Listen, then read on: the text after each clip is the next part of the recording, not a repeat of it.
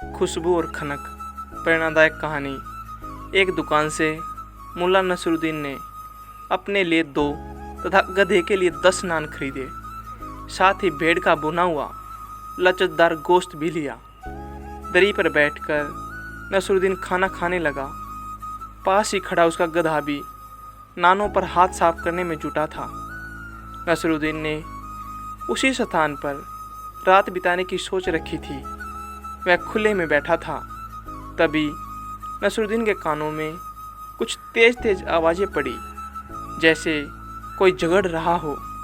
जिस दुकान से उसे नान तथा गोश्त खरीदा था, वहीं कुछ हलचल सी दिख रही थी।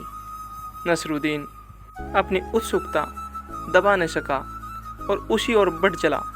उसने देखा कि दुकान का मालिक एक गरीब आदमी से झगड़ रहा था। वह कह रहा था, तुम्हें पैसे देने ही होंगे। तुम जानबूझकर उस तरफ लेटे थे जिस तरफ मेरी दुकान से गोश्त की खुशबू उठ रही थी। सारी शाम तुम बढ़िया खाने की खुशबू का आनंद लेते रहे। मैंने देखा भी था, तुम बार बार होठों पर जीभ फिराकर चटखारे ले रहे थे। मैं कोई दान खाता खोलकर नहीं बैठा। जल्दी से पैसे चुकाओ। बेचारा गरीब आदमी बेहद असहाय दिख रहा था। शायद नसरुद्दीन की तरह उसके पास भी फालतू पैसे नहीं थे। लालची दुकानदार की बातें सुनकर नसरुद्दीन को गुस्सा आने लगा था।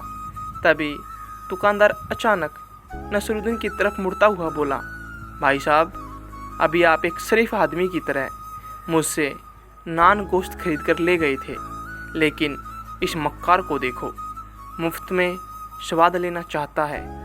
क्या इसे दाम नहीं चुकाना चाहिए? नसरुद्दीन उस आदमी से मुखातिब होते हुए बोला, भाई, तुमने लजीज खाने की खुशबू का आनंद लिया है, तुम्हें कीमत चुकानी होगी। लाओ, जितने पैसे हैं तुम्हारे पास मुझे दे दो। यह सुनकर दुकानदार का चेहरा खिल उठा। गरीब आदमी ने आंट में से कुछ सिक्के निकालकर नसरुद्दीन की हथेली पर रख दिए। नसरुद्दीन ने उन सिक्कों को दोनों हथेलियों के बीच रखा और दुकानदार से बोला, लाओ, अपना कान इधर लाओ और ध्यान से सुनो। तभी उसने हाथों में बंद सिक्कों की खनखनाहट दुकानदार को सुनाई। दुकानदार की कुछ समझ में नहीं आया।